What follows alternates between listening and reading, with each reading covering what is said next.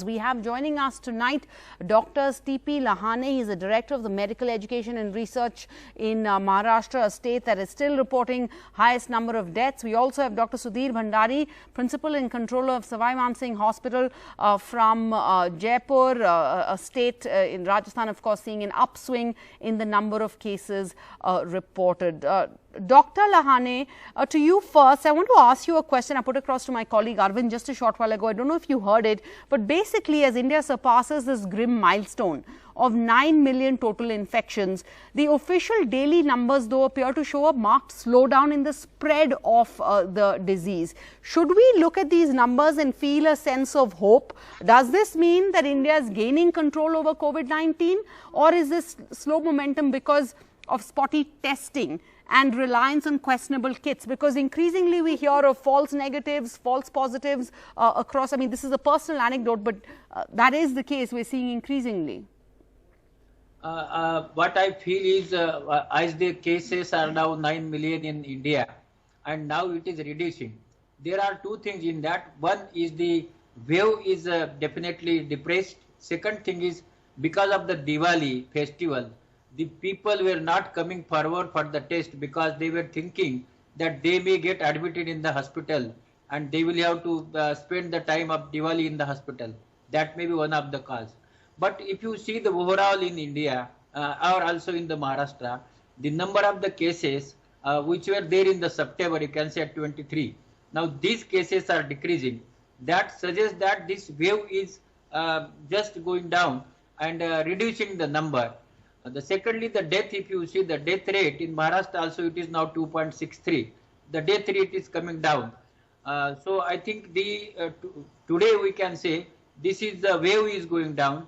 Now about the second wave, yes, that second wave may be there, and for that we'll have to take care that we'll have to examine ILI cases or under the IDSP we'll have to see the surveillance and point out the areas where you are getting such ILI cases. I think that is very important, and increase the number of testing. As you are saying, the antigen testing and more, that will have to decrease and go for the RT-PCR testing more. All right. So, Dr. Bhandari, apart from the rise in cases because of Diwali and the festive season, apart from that, are you concerned at all with the number of testing and the quality of testing that so many states seem to be doing rapid antigen tests instead of the RT-PCR, instead of focusing on the RT-PCR tests? Now, first of all, I must tell you what are the merits of the test which is being done. The gold standard test is RT-PCR. Correct. Even with the RT-PCR, the false negativity is up to 30%, while the false negativity antigen test is almost to the tune of 50 to 60%. So if you look at the merits, I think the RT-PCR is a gold standard test. It should be relied upon. Why? Because when the false negativity of antigen test is so much, that will lead to the non-diagnosis of the positive patients, and they will be our spreaders.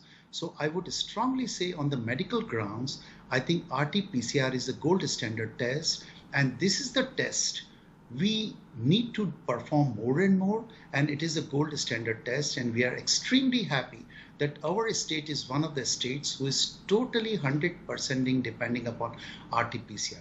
Look at this. In antigen tests with a 50 to 60% being false negative, you know, there'll be hardly people with a negative antigen test. They will go for the confirmation test, which is a must.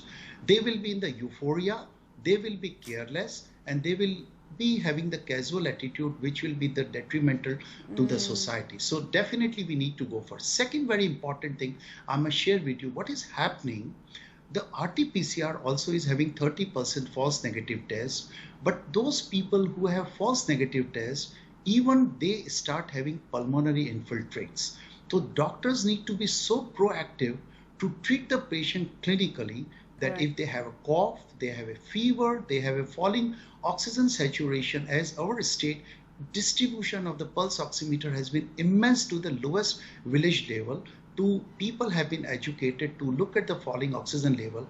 Even if the patient have RT-PCR negative, realizing that they might fall in 30% false negative, but they have pulmonary symptoms, pulmonary infiltrates, falling saturation, and we have been treating aggressively, and that is the reason our state has the lowest death rate of 0.9%. So I would strongly say the gold standard with the lowest stick to the false RT-PCR negativity is RT-PCR, because otherwise we are going to risk the community at large. You know the level of civic sense in our country. If I tell every person, if we have 100% civic sense, that every person who is a negative antigen test will go for confirmatory RT-PCR, truly people will not go. They become casual, they become callous, and they will be the spreaders to the society. And that's why this is just so difficult to treat and to bring under control. But thank you so much, Dr. Lahane.